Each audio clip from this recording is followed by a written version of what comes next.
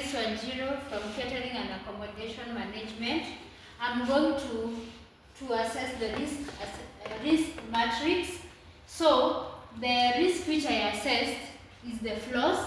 So the work I did today, the work description is the housekeeping, is where I did my risk assessment.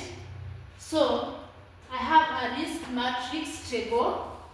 So the risk matrix table has the severity, the major injury, the minor injury, and the trivial, and the likelihood, possible, and the unlikely.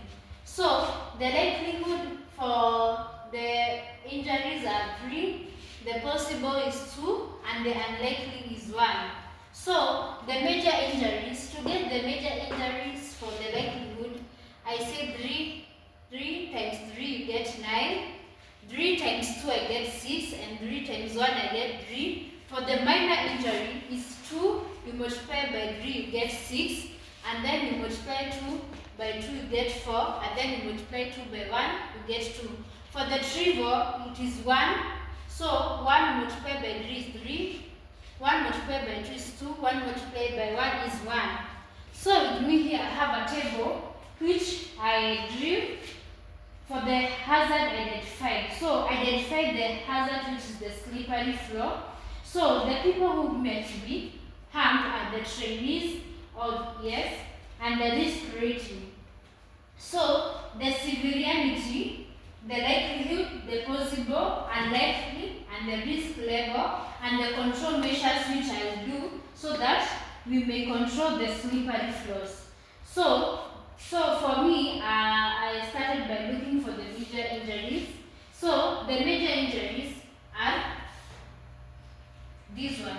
So for the likelihood, there are 9 people. So likelihood is 9. For the possible is 6, and for the unlikely is 3. So to get the risk level, you say likely you divide by the unlikely. So for the likelihood it's 9, and the unlikely is 3. So for the total risk level is 3. So the control measures which I identified is that slippery floor, you should ensure that you wipe spillages immediately they occur. So that will be the control measures. So wipe spillages immediately